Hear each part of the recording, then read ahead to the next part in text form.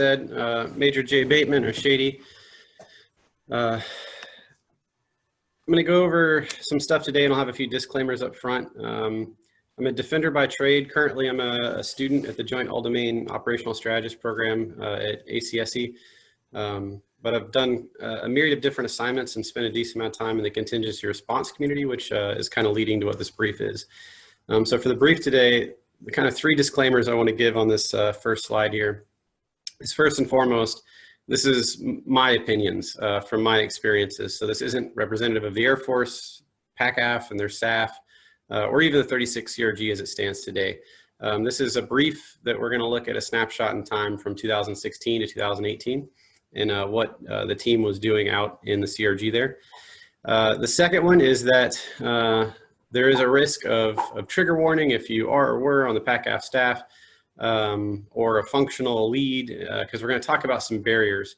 But what I want to highlight is I'm not going in that typical vein of the operators in the field versus the staff. Instead, I'm really trying to talk more about the fact that we all have different cognitive biases, anchors, availability bias, etc., that are a benefit and a hindrance to all of us. And it's important for us to kind of look at that. And that's really what I'm talking about, those conflicts in vein of, not that one side was wrong or right.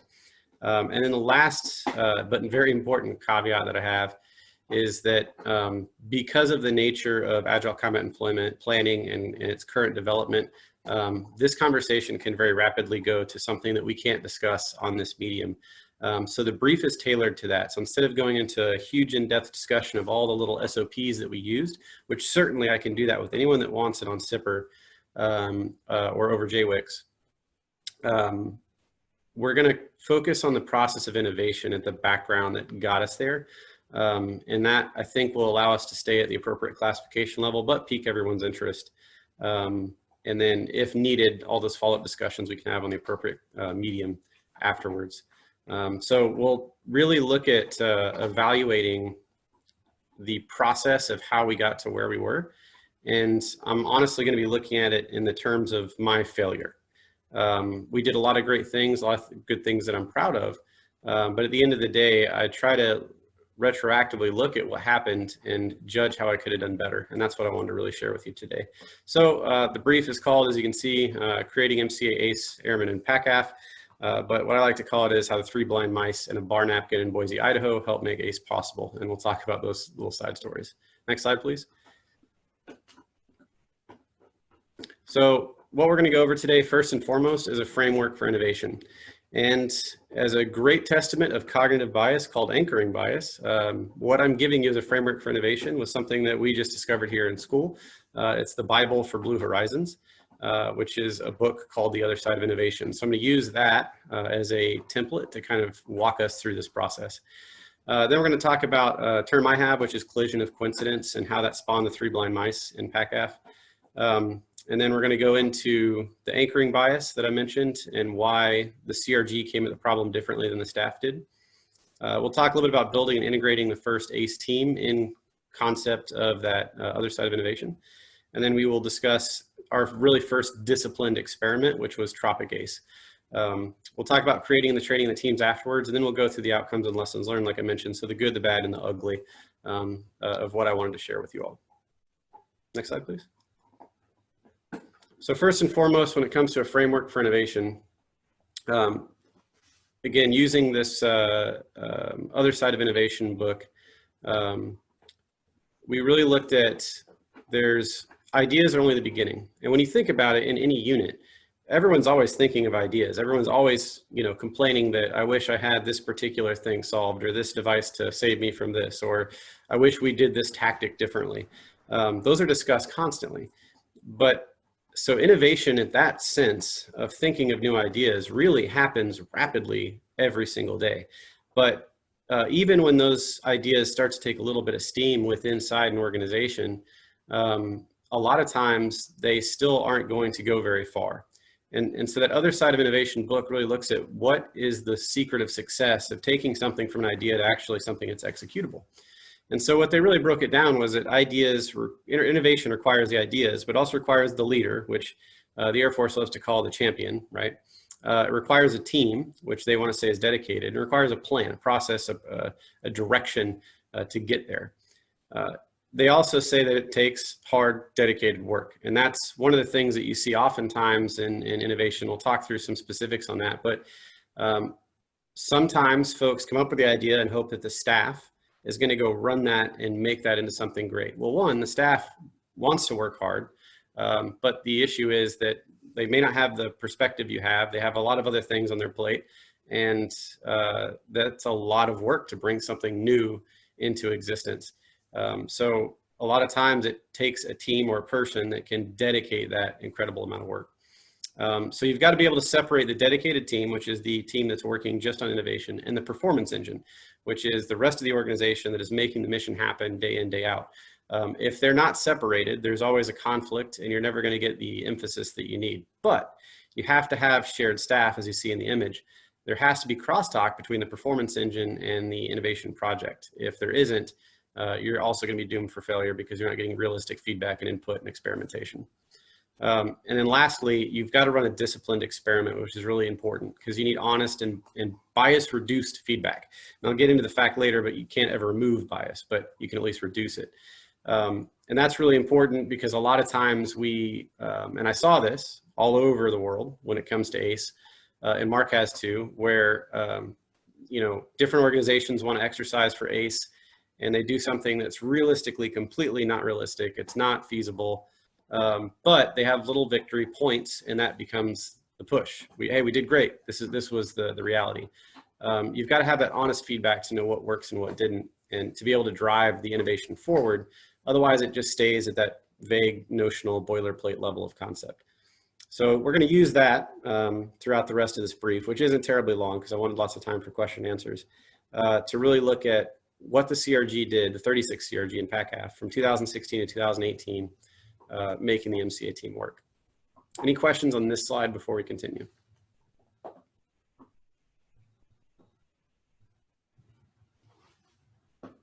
Okay, next slide, please.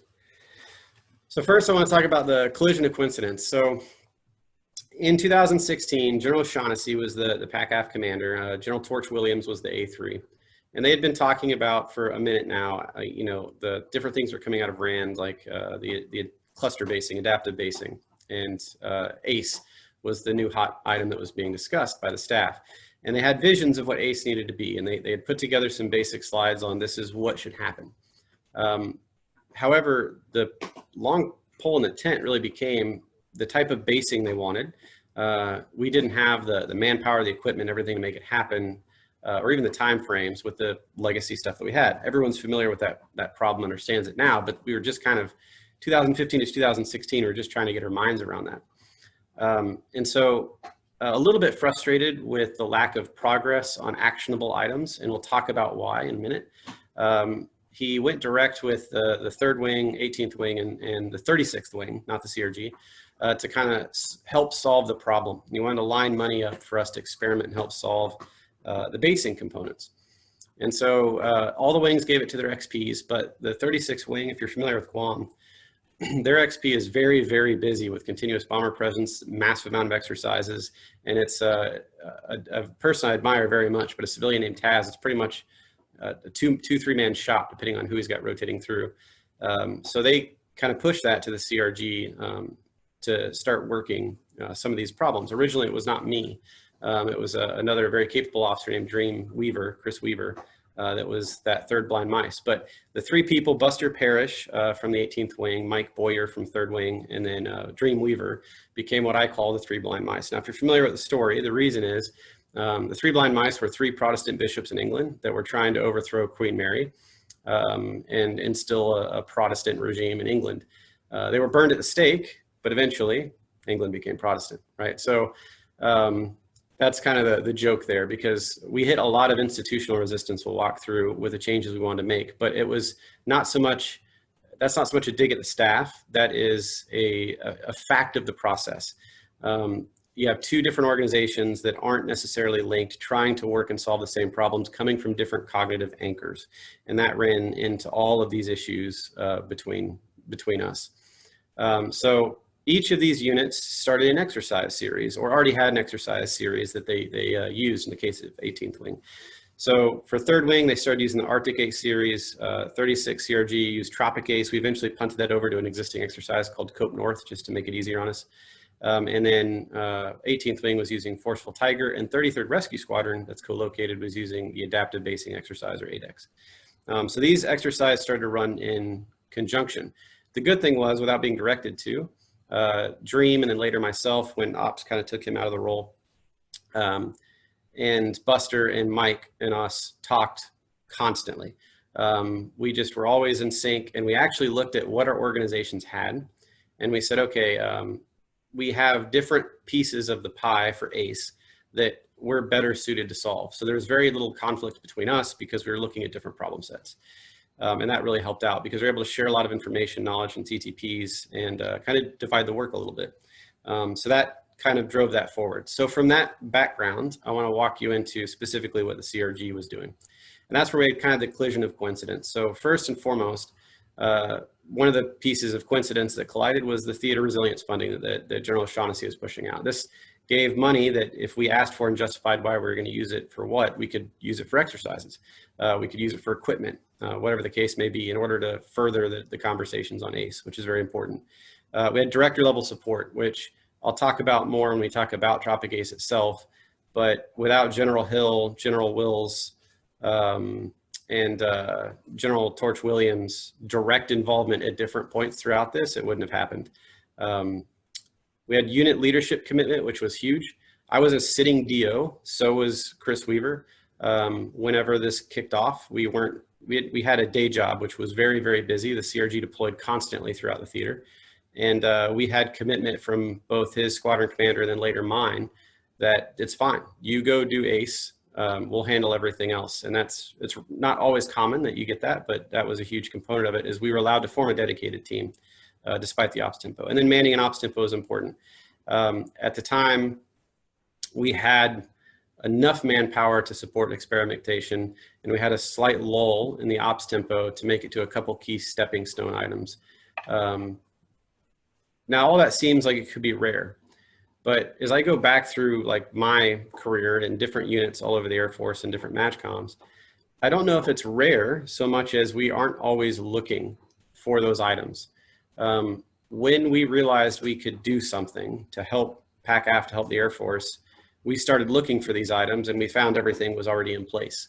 The reality is a lot of times we get focused on the daily hustle and bustle, the daily drive, the daily workload, and we aren't looking for these collisions of coincidence. Now, they're always not going to be nice and neat and aligned, as say that is right there, but usually there's different pieces of coincidence that are colliding at whatever space and time you're at that you can use to capitalize on, if not for the entire innovation project, components of it. And that's kind of goes again into some of the stuff that the Other Side of Innovation book was talking about. So I would argue that you may not get a perfect collision of coincidence, and honestly, we didn't there either, but you always have something that you can look for. So when you know you need to innovate, you need to look at what are the requirements that I need to go forward on this, find what you have and what you don't have, and go from there. Because I think when you actually start looking, more times than not, you're going to have enough of a collision of coincidence to drive forward. So that's kind of what I'd argue there. Next slide, please. So tale of two anchors. So how did the CRG get roped into this? We'll kind of go into that, but anchoring bias, if you're not familiar, results from previously known information affecting how you process new information. So a good example of that is how I broke this brief down. I read The Other Side of Innovation. It was a recent piece of information. Cognitively, I became anchored. So when Mark hit me up and asked me to put together a presentation, I used that information to build this presentation. Had I read that book 2, 3, 4, 5 years ago, I may not have used that book as the way to build this presentation. So that's an example of anchoring bias. So it's a heuristic and it's important. It exists for a purpose. It allows us to help commit things that we just learned into long-term memory and usable information. It allows us, that anchoring bias allows us to ensure that as in a hunter and gathering world, when we just learned a specific plant hurts, we're going to remember that the next time we run to that plant in the next day or two. So there's all sorts of reasons why the heuristic exists, but it can blind us. So let's take a look at the differences in anchors here. When looking at the ACE problem, PACAF's anchor, for very good reasons, was in a lot of the things you see there. The joint operational planning process and the joint operational air planning process. They were very, of course, focused on tip fids and jokes data and being able to use the procedures to ensure that they're getting that efficiency but effects at the same time. And very requirements driven, especially on the A4 side. That was most of the conversation was, well, what's the requirement? What's the requirement? And sometimes when you're innovating new ways to skin a cat, you don't know what the requirement is yet, and that can make it a challenging piece. But these anchors were very important for the PACAF staff because being experts at all of those things in planning is so important to make an O plan feasible. So I'm not knocking it, it's just a different anchor. The CRG, and specifically PACAF CRG on the other hand, had some different anchors because, well, we had no assigned airlift. And that picture there is kind of a joke, but that's what it felt like. When Nepal, the earthquake happened, when we would get a call to go out for a mission, the first question we had was, well, who's the taxi? Sometimes you get a single C-130, even though that mission on paper, the UTC requires 3 C-17s. Sorry, boys, you're getting a single C-130. So we never knew how much lift we were going to get. And we did get non-standard planes at times that made no sense, but we had to just figure out what we could fit on that plane to make some sort of effect at the objective area. So we grew up in this environment of pair and tailor because of that austerity. We could never take our UTCs ever. I don't think I saw it once in the 3 years that I was there. I'm sure it's happened in the past, but it didn't happen while I was there. So because of that, we could never take enough people. We could never take enough equipment. So Colonel Anderson, our group commander early on, and then later became Colonel Javinko, and both had the same opinion. Not my job doesn't exist. We didn't do, and I want to dispel this myth because a lot of people that saw our success said, well, you're the CRG, you guys are already trained to do all this. No. The only cross training that formally exists at a CRG is maybe a tiny bit of here's how not to shoot yourself with an M4, but also a lot of it's just here's how to help an aerial porter sling chains and devices, set up a marshalling yard, move cargo off the airplane. That's really the focus of it, was on expeditionary pallet and cargo building. But we never really improved our formal training that much. But what we did do is said, you can't say it's not my job. So, you know, for instance, as a defender, my AFI says, well, when I'm out on a security tasking, I can't do anything besides security missions. We couldn't get away with that. If you were not busy actively guarding an aircraft or a communications node or whatever, and a porter came over and said, I need your help, or a maintainer came over and said, I need your help, the answer for us was always, all right. And you went over with no idea exactly what you're doing, but you operated under the leadership of that individual, right? And you would just be an extra set of hands, not skilled hands, but an extra set of hands. And so those constraints drove us to constant crisis action planning. And that's common for a lot of the CRGs, but at least a lot of the CRGs have like a menu. So they know if they're going to go open for a hatter, this is what they want to take, and this is how many planes it will take. We never really built a menu because it would be irrelevant to us. We had a couple on paper from back in the day, but we just didn't use them because it wasn't relevant. So we were always in this crisis action planning. We would get a warno that we're going somewhere. We would tell PACAF, this is what we'd like to take. And we'd get the answer of, this is the airplanes that we can give you. And then we'd have to figure it out from there. And so that drove a very different mentality in how we approached all of the problems that we faced. And so these became the anchors for the two organizations as we went forward. So kind of a question to ponder inside, but put yourself in both shoes one at a time. And how does this impact these anchors? How does this impact your perspective whenever they tell you to do DFE and stay light, lean, and agile? I don't think it takes rocket science to say the two organizations are going to come up with very different answers. But what I want to point out is neither one of those answers necessarily is right without the perspective from the other side. And that's kind of what we'll drive to here in a bit. Next slide. So where this all started specifically for the CRG, and I want to highlight too, the photos that you're seeing are from Tropic Ace or Cope North or one of our other ACE exercises. So every photo you're seeing is an MCA airman 100% of the time, plus some Marines, because I threw that in there as well, that were working with us. So they're like, for instance, you see a Marine Corps FA-18D being refilled by a vehicle mechanic, just as a point. So PACAF's Checkered Flag 2016 experiment was going on, and that was at Mountain Home. And they were relying on expeditionary UTCs, PACAF was, working with ACC, and RAND's Lean Start program to kind of experiment and play with different solutions to a specific problem.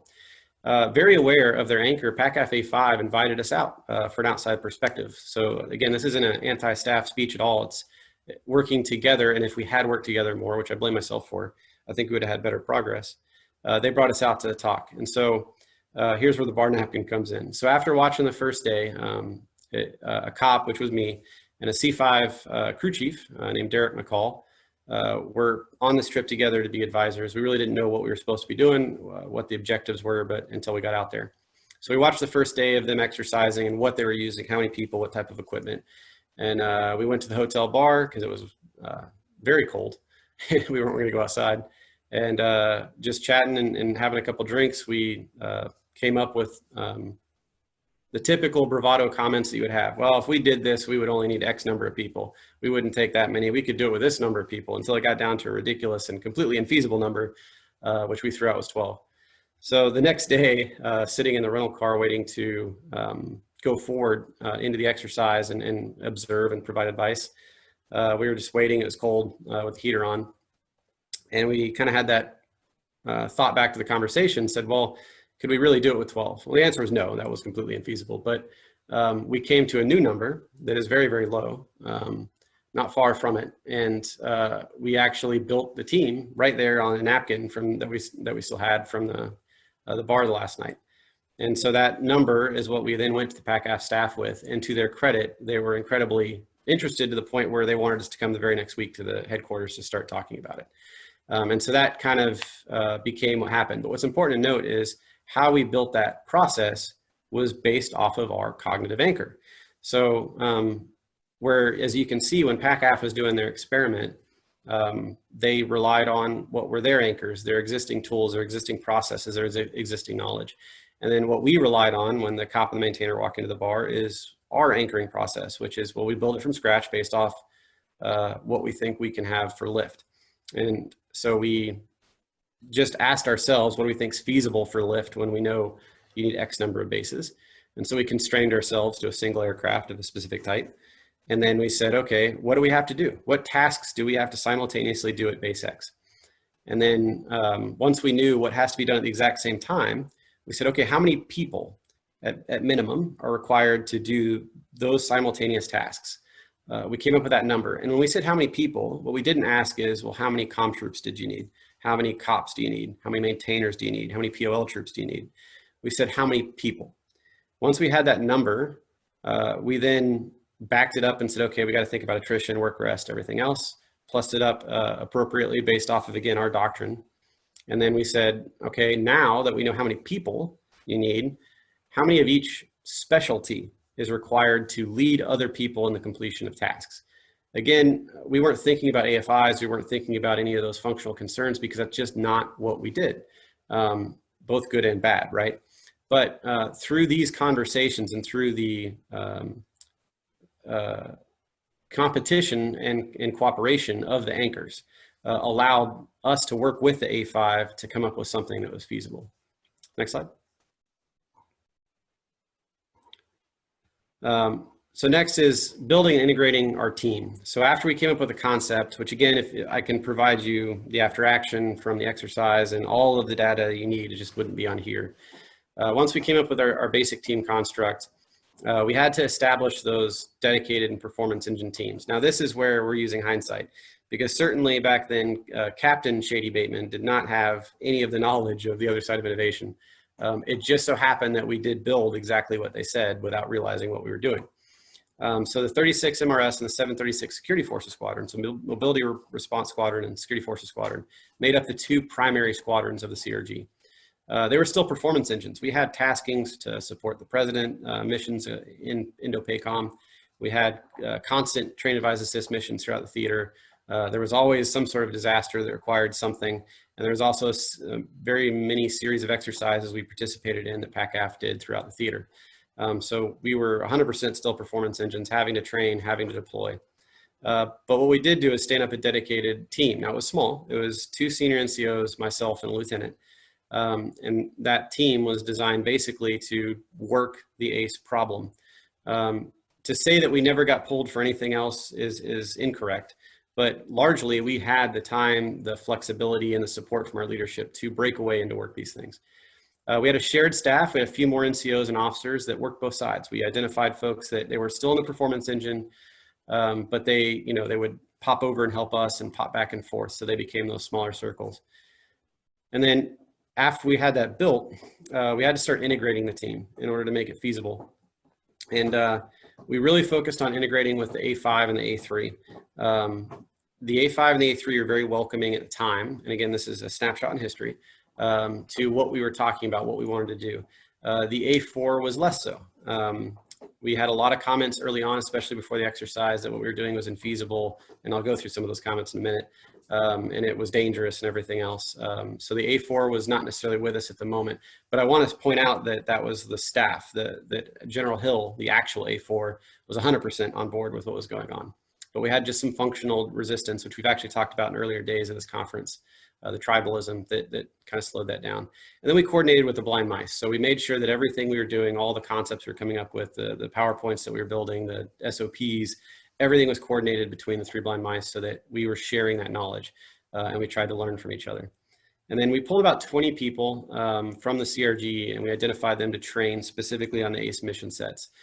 So they weren't necessarily part of the innovation project. They were part of the performance team, but we identified a pool of folks that we could use to train specifically for ACE to enable what we were doing. But what's important to note is we didn't have all of the right specialties internal to the CRG. So we had to also work with other wings. And that's where the blind mice came into play, because if I needed a fighter maintainer on my team, I could reach out to Buster Parrish or Mike Boyer and they would get me one without question, without hesitation, that we could then integrate and vice versa.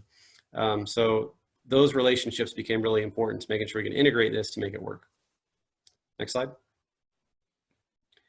So then it came time after we had identified the innovation team, we'd started working the project, we'd kind of identified who was going to go forward and experiment with this. We needed to run a disciplined experiment, and that's where exercise Tropic Ace came in.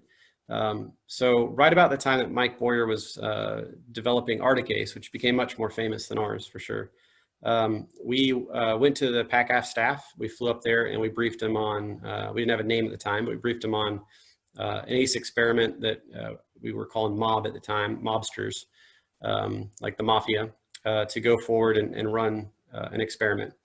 And so the hypothesis that we walked in with was that a SME-led team, so you got subject matter experts leading other people, a SME-led team of minimally cross-trained airmen can execute Mission X with a fraction of the manpower and equipment of the legacy planning system.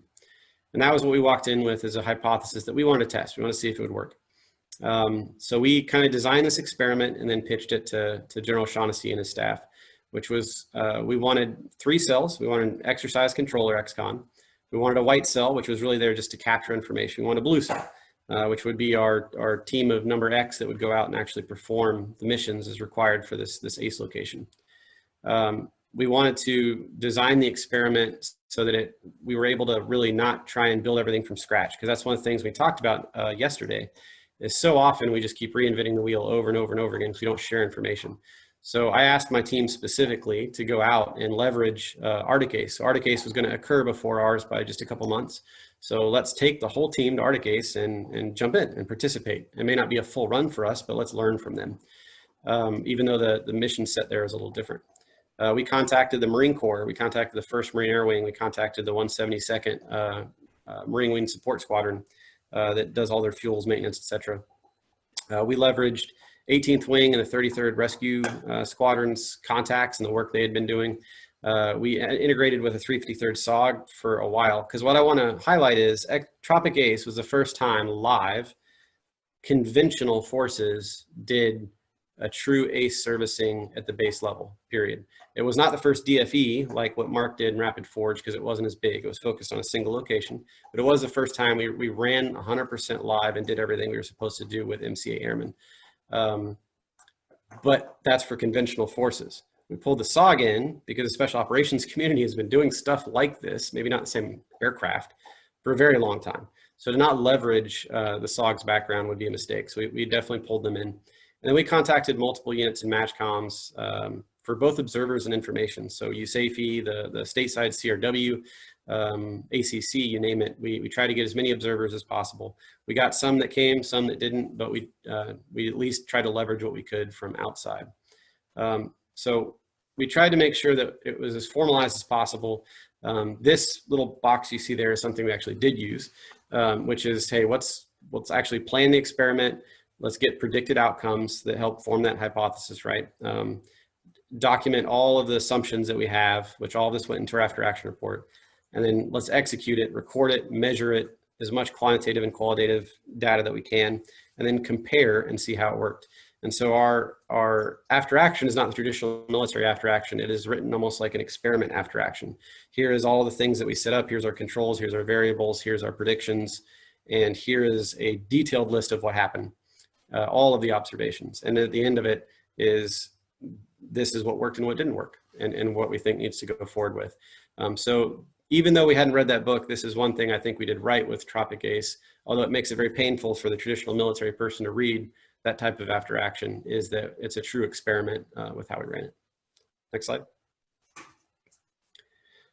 Very quickly, we started expanding the scope.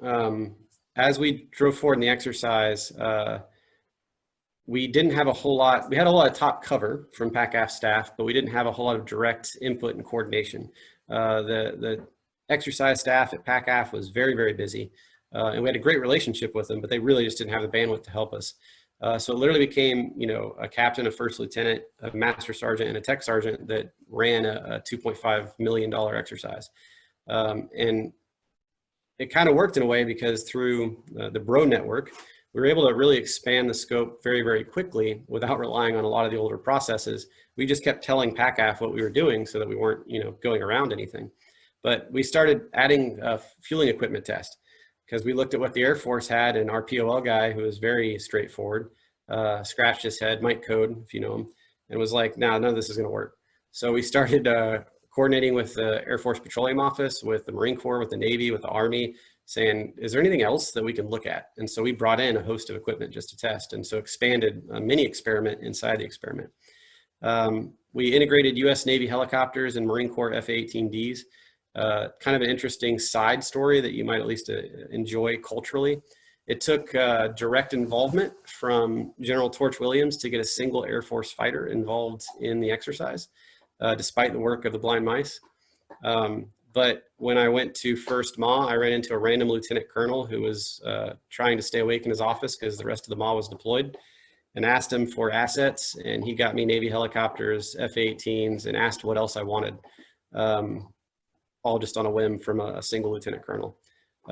We integrated JASDEF and RAF observers, so the Japanese Air Self-Defense Force and Royal Australian Air Force, very, very easily because we had connections being the CRG doing the different missions in the theaters. We just called friends, said, hey, here's what we're doing, and they got folks out to observe. So you see that in the photo down below. We integrated Marine Corps and Army jungle trained Red Cell. So the Marine Corps operates the Jungle Warfare Center and the Army operates Jungle Operations Training Center, which not only trains you how to fight in the jungle, but actually trains you on adversary TTPs in the jungle. So we took a host of folks from the Marine Corps that had been trained at one or more schools and integrated them as a Red Cell to actually simulate one of the adversaries that we would be facing, which wasn't originally planned, but we found we could actually work it in. The 613th AOC was all on board, but they didn't have the manning, which is a common problem for them. So we actually sent some of our personnel up to the AOC to actually operate as AOC personnel there, to kind of integrate that communications link, even if it isn't the true AOC handlers. We had a great luck expanding all of this, but what I want to point out is that it was not without roadblocks. Functional resistance required geo-interdiction at multiple points, and that functional resistance, that tribalism, existed at multiple levels. So at the wing, at 18th Wing, which 18th Wing was unbelievably supportive of us, but a couple of folks in the maintenance community there were not, of the idea of taking these AFI waivers that had been signed by General Hill to allow non-maintenance personnel to conduct hot pit operations under the leadership of maintenance personnel. From QA to even one of the commanders was just not on board. And it took literally getting General Hill to make phone calls to move that forward. At the same time, we hit functional resistance within the PACAF staff and various points of the A4. And so that became a roadblock. But again, if it, because of General Hill, because of General O'Shaughnessy, we're able to kind of work through those. But what I would highlight is that those roadblocks aren't bad people, right? Good American clause. They're great Americans. They're hardworking staff officers that have great reasons for the things that they're saying, historical safety and accident rates and everything else. So remember that perspective and understand that it's a roadblock. You need to work to get that fused relationship with that staff to move past it. In the essence of time, we didn't have the time to do that. And I had failed to really do that prior as much as I should have. And so it did require us bringing a GO in. But going back in time, that's one of the things I could have worked on was trying to continue to fuse a better relationship with the Ford. And the theater exercise constraints was huge. So we couldn't really exercise what we wanted to do on Guam and get the assets that we wanted to play with. We had to go to Japan. And if you're not familiar with working in Japan, they have a lot of congressional laws against offensive action. So that changes very dramatically what you can and can't do, as well as the environmental laws. So that became a huge constraint. We had to work and plan significant amounts of time to kind of work around to make this feasible. And the Marine Corps also, one of the places that we went to exercise was at a Marine Corps camp. And although any place we'd gone in the Air Force understood the importance of exercise Tropic Ace to PACAF staff, the Marine Corps didn't care. So their rules as far as allowing their range personnel off specific hours on the weekend, even getting GEO involvement, the Marine Corps would not change that. So the irony was, as much as they were willing to just throw planes in at a whim, we actually had to make a lot of adjustments to the experiment because the Marine Corps was not willing to make duty hour changes for their personnel for their range. No matter how much information or involvement we had, that was just a roadblock that wasn't changing. So those are important to try and identify as early as possible so you can work around them. But the key is don't let them stop you. You're going to hit roadblocks anytime you're doing a discipline experiment. Identify them, try to work around them, try to go through them. And if you can't, have a branch or sequel in your plan to get you past that roadblock. But you want to identify those potential roadblocks earlier. Any of those single points of failure for your plan, you're going to need to look at. Next slide. So when it came to Tropic Ace, we tried to break down the, go back one, please. We tried to really look at it as, sorry, my dog is knocking the computer here. Sorry, there should be a second exercise slide, so go back one. Back one, right here, yeah. So, move it forward. I don't know why. There we go. Breaking down the hypothesis, seeking the truth. So after we kind of looked at the hypothesis, we started looking at the data we were getting, and I can tell you what these are in a different mode, but we were able to establish 7 firsts for the Air Force and ACE with this experiment, which was pretty important. Cross-functional training was a huge success. And the reality is we didn't train these guys for months. The team that we took forward for that experiment had only received 3 weeks of training. We had lots of lessons on adjustments for the future training though. So based off of what we saw in the experiment, we knew that we needed to make tweaks. But the reality was, even with a first stab at how we think we should train people in only 3 weeks to do this, it was incredibly successful. We just saw areas where we could gain efficiencies or effectiveness by making shifts inside of that 3-week envelope. Equipment had very varied results. And what we found is that expeditionary equipment isn't always expeditionary. A lot of the Air Force, quote unquote, expeditionary equipment ended up being not helpful. And AFPET was very open to the fact that we were seeing this live and needing to make changes. So that was a good thing there.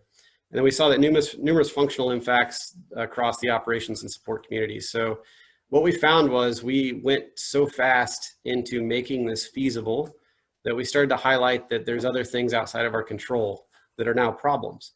And some of those still haven't been solved today, but, and I can definitely share those with you on a different medium. So after that, we pushed out that 120-page after action report that kind of details the exercise and everything that was going on. So that's kind of important to note, but I can share that with anybody on SIPR after this. Next slide. So when it came to after the experiment, kind of creating and training teams to make this happen, and even before the experiment, we were really met with a lot of skepticism, and that photo's up there for a reason. I'll tell you in a minute. Comments that I heard from 06s, lieutenant colonels, et cetera, which again comes from a reasonable anchored bias. All right, so I'm not trying to knock these folks. Such a small team can never endure operations at these locations. There's no precedent for this type of training at all. You cannot ask our overtasked airmen, because at this time, we were talking heavily about the amount of things that we were told to do, and trying to take things down, CBTs and whatnot, in order to give time back to our airmen. Those are all things that we heard. And kind of what we came back with was, you got to look at the problem. We're talking about peer competition, great power competition again, and the threat that is existing in that scenario. But everything that we're doing is wholly precedented by history. General George Kinney, if you're not familiar, in the island hopping strategy, if you look at ACE in detail, and you look at what General George Kinney did in detail, every little piece of ACE has a foundation in something that Kinney did to fight the fact that he was outnumbered, outgunned, and had distance and limitation problems, and his bases were under constant threat in the early stages of the Southwest Pacific Air Forces. And so we used photos specifically to great effect, like the one you see there, where you have two personnel on Henderson Field hand pumping fuel into a P-38 in order to turn it, and that P-38 had launched from Papua New Guinea, not from Henderson. And kind of the processes that you use. I had another photo that I don't have on here where you actually have a Marine who's got a rifle on his back who is pouring a jerry can in the same location. So you've got a Marine infantryman who is just asked to go help fill P-38s, right?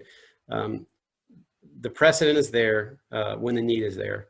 And so we just have to keep that in our minds that things are different, the technology is different, the aircraft are different. But Americans have risen to the occasion when the why and the need is there. So we found that in the exercise, the team endured constant sorties, simulated ground attacks from very competent Marines, and a simulated 4,000-mile screwdriver. So our personnel at the AOC would send constant requests for information, constant spins to push to the pilots. Not really because we cared about making sure the communication worked as much as making the team stressed and having to keep information flow going in the middle of a ground attack, in the middle of pushing sorties. And we also push sorties during ground attacks. So we were able to show that the duration required, they had no issues doing it. And the other thing that's, I think, very, very important to the discussion, especially when it comes to training MCA teams, is these airmen, and again, the CRG comes with a lot of myths. They're not hand selected. They're not board selected. They're not vectored to the CRG. We get random assignment airmen. And in fact, a huge chunk of the team was first-term airmen. When we gave them the why, the classified why, sat them down, explained the threat, the theater, and why we needed to do what we were doing, they outperformed the functionals. And that was one of the best quotes I have from QA at 18th Wing when they were getting hot pit certified, was these guys did better than our maintainers in this hot pit class. They took it more seriously, they performed better, and they had never touched an airplane prior to going into that class. And on top of that, when given the why, NCOs and airmen were so motivated to come back and say, let's do this instead of that, because this will be better for what we're doing. And they ended up taking this throughout the experiment, the efficiency and effectiveness far past what we thought we could achieve, just by the desire to make a difference in that why. And I think that we undervalue the importance of explaining the why. And when I say that, we sometimes say the why in a slogan manner. It's more than just giving them a bumper sticker brief of theater intent or whatever else. It's exposing them to all the information. We were talking to maintainers and defenders about air tactics and air-to-air or air-to-ground missile ranges. We were giving them the types of details you give to weapons officers. Yeah, they don't understand all of it, but when you explain it well and talk them through it and they see the bigger picture through the details, through trusting them with the details, what they were able to do was awe-inspiring. And Mark and I have seen that again and again and again from the troops at 4th Fighter Wing and the CRG in Europe. If you give them the real why and the details of the why, and not just the boiler plate or bumper sticker, you get incredible results. Next slide. So again, we focused on building this team around the subject matter expert-led concept. So all the teams that we built before and after the exercise were focused on what's important to note, especially for the functionals, is no core task is without a true SME. We're not going to touch a fighter without a fighter maintainer. We're not going to set up long haul satellite comm without a cybertrans person. But cross-functional training, which now they're calling MCA, we didn't call it that then, was geared at the minimum level for required tasks. So we didn't look at some of the conversations I've seen now where you want to get all of your airmen as a 1 level or a 3 level in a specific specialty. Instead, we said, what are the tasks required for this mission? And we went into the things like the JQS and 797s for all the different training elements, but we evaluated not the whole list, just out of this list, what directly applies to what's required. And that became our training process, so that we built 1098s out of it. And we made sure that those core functions of maintenance, security, comms, airfield ops, medical, and logistics were trained at the level required specific to the mission for all the airmen. And that was only realistically 2 weeks of training. And again, we did not build the total number of personnel based off of function, but based off of number required, and then filled the function in afterwards. We actually found that even after we had SME leaders in place, we had like 3 slots for airmen for the requirement number that we needed, where we didn't need a specific function. So we just looked at, okay, well, what's more enhancing? Let's put some more maintainers in it, that type of thing. So that was kind of that approach that we used. But we didn't look at existing UTCs or anything when building it.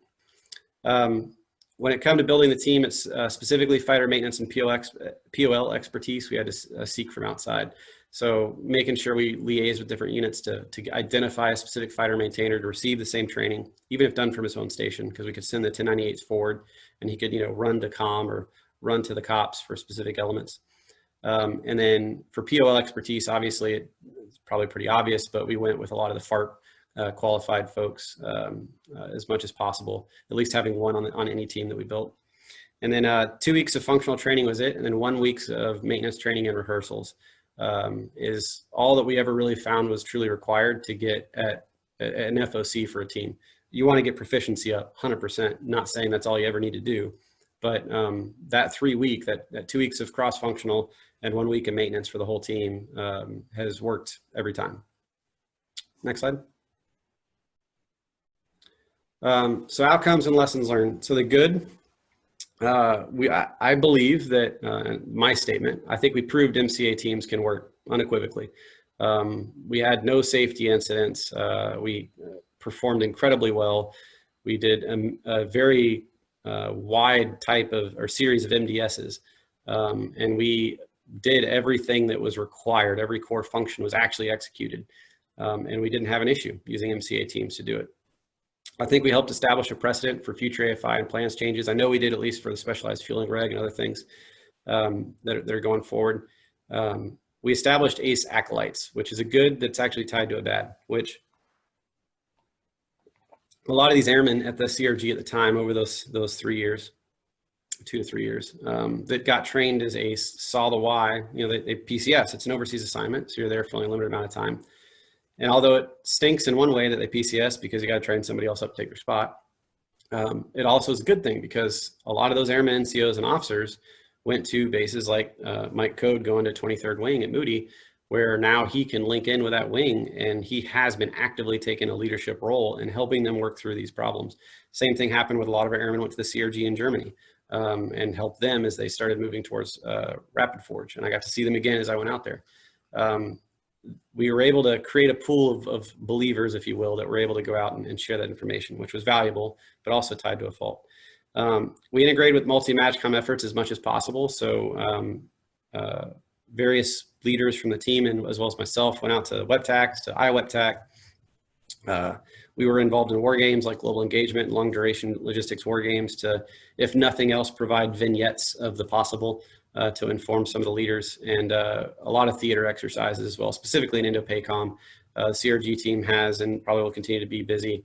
There's been ebbs and flows in their progress just based off leadership and the natural changes, but they've continued to be involved in various exercises. For the bad, next slide. So the bad here was we had a very small staff. I mentioned basically 2 officers, 2 senior NCOs on that dedicated team. And even like our white cell was basically 3 people because that's all we could afford. And we weren't able to really get much augmentation from PACAF due to their staff's operations tempo. So we weren't able to capture everything from the exercises. Now, again, we captured 120 pages of data, not bad for 3 people. But at the same time, I can't just look at the fact we had 3 people as saying, oh, we did the best we could, we can move on. Now, the reality is there's more information that we could have captured. At least by the time I left in 2018, we didn't have any solid codified SOPs. We knew what we were training, and we were training the same thing over and over with the people, but we hadn't had the bandwidth to break out and make really solid SOPs for how we did what we did. And obviously without those SOPs, you're not going to have the lesson plans. Another bad is that ideas to build comprehensive training plans and mock-ups were never realized. So we talked about, hey, we did this so well, we can build this into a great training program that's like got hour by hour blocks that we can execute here, or that if they stand up a schoolhouse in a 3rd wing, they can execute there. We had been working with General Hill and the A4 staff, the maintenance staff, about, hey, you know, to keep us proficient on multiple MDSs, we're not going to get those MDSs all the time, but hey, let's get money and build some mock-ups, because you could still use that. All of those things didn't, at least while I was there, come to fruition because we just didn't have the bandwidth. And then recommendations on minor variations really weren't implemented, and that wasn't, some of it was oversight, some of it was ops tempo. So we had lots of minor variations that were recommended by our team in the experiment. They're all still captured, they're all still known. But being able to really like work through them, look at the 2nd and 3rd order effects, and make those changes and experiment again, we didn't really get the bandwidth, because 1, we end up doing a lot more of these exercises at Cope North and other places because it was a success.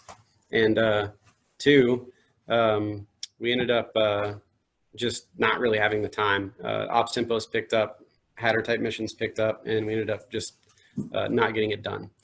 So really it's just a failure on us. We really failed to capitalize on political inertia, and this is a failure on me for sure. And Colonel Javinko is retired now, but he said the same thing for him as the CRG commander. We politicked hard to get the money to show that we could do this, to get the support we needed at PACAF. We did multiple trips up there talking about Tropic Ace and what we were going to do. After the exercise, we got back into the performance engine mode, and we never really went back to PACAF, back to the States, over to the Pentagon, which folks like Mike Boyer did, and I'm glad they did for what they did at Arctic Ace, to really go back and politic that to everyone and just, you know, shout it on the mountain, this worked, this will work, here's how you could use it outside of the CRG. So it really left a void there. And then inability to bring the A4 and the 5 and 3 kind of together from the bottom. You know, it just is what it is. Certain components of the different 2 letters are going to talk. That's good. Certain components we know, and you can't avoid the fact of the 2 letters of any 2 letter are just not going to talk. Same thing that Boo mentioned the other day when we were in the Pentagon, and in our 45 minutes of walking around the Pentagon, we had more information on installation, command and control, situational awareness than AFWIC did, who was running it. It's just the nature of bureaucracy. There's actually a book about it called Interagency Fratricide you should check out. But with that, we could have done more from the bottom, knowing that we needed to merge communication between the 4 and the 5 to force that. But again, a failure on my part was not focusing on that political inertia afterwards to get the 4 and the 5 key AOs kind of on the same level and help break down some of the functional stovepipes that exist across the Air Force. We made some progress, certainly, but we probably would have made more if I had focused on that. And for the ugly, next slide. And these uglies I really put solely on me. No one else I can blame. Captain Bateman had no idea what JILS and AFLs was, Joint Lessons Learned, or Air Force Lessons Learned Systems. So Tropic Ace was not put into anything for a very long time because I had no idea how to do that. Post-exercise outreach, I also became very mired in the performance engine and the task saturation. You know, some of the more senior DOs PCS'd, and I became the older mission commander, so I was going out on more missions. And so I failed to capitalize on exercise outreach, whether through JILs or through informal, as much as possible. Certainly when folks called or contacted, and we sent the after action report to as many folks as we could, but when folks called or contacted, we did what we could, but I didn't make it a priority effort. So this left information dissemination in key places very much incomplete. We relied on the natural PCS effect of members. Those acolytes I mentioned earlier is really what kind of drove the conversation forward. And, you know, even though we sent the after action out and an executive summary, the reality is if there's an after action, but no one reads it, what good is it, right? So making sure that we got it in the right places should have been a greater focus of mine, which I failed at. And then we failed to merge the concepts with executable processes. So this goes back to those anchors that we mentioned earlier. So it was PACAF A5's genius to bring us in to balance their anchor. And for a myriad of reasons that are irrelevant, we did not have either the time or the focus to do the same on the back end. So a UTC was not created within the concept of the time that we're talking about. The formal relationships of the non-CRG units that we relied on, so getting the fighter maintainers and the FARP POL folks, were not formally established. They were there on you know, the bro network, but there was no formal agreement or understanding that we were going to utilize any personnel from them. And it's still kind of a niche capability today. So it's expanding thanks largely to some of the work from ACC, even though they do it differently than we do. As far as some of the wings like 4th Fighter Wing and other wings are now experimenting with ACE in different ways. But, you know, a lot of times they're relearning lessons that we learned. And, you know, having that starting point of a basic MEFPAC build or UTC that we had and having seen the after action reports and the information that we had, probably would have helped accelerate them some, as well as allow them to avoid making some of the same mistakes that we made. So those are two failures on my part for sure, that I reflect on when I look at anything else I'm going to innovate, is trying to make sure I fix that on the back end of anything in the future. But in the end result, though, I'm still very proud of what the team did. You know, some people are aware of what we did, some people are not. Most people are at least aware of Arctic Ace and some of the ACE initiatives in PACAF. But, you know, this is the first time the Air Force did it live for conventional forces. I want to stress that again, because the SOG has been doing this for a long time. So very proud of them, very proud of the integration with the Marine Corps and the Navy, and the fact that we showed that the training can work with first-term airmen. But there was a lot left on the table, but the theaters are moving forward now, and they'll learn these lessons either from us or not, and we'll keep moving forward. But the big thing is, two takeaways I'll give you, is that creating MCA teams, so the main theme of the brief, not just the innovation, it comes down to trusting the airmen with the why and trusting the airmen to get the mission done. Truly, that's it. And that relies on you loosening some hold on functional tribalism and your recent historical precedents from whatever tribe you come from, regardless of the tribe. We all had to a little bit. And trusting that when the airmen know what the mission is and they're properly led, that they're going to get it done. And you'll be surprised and then be able to capitalize on that.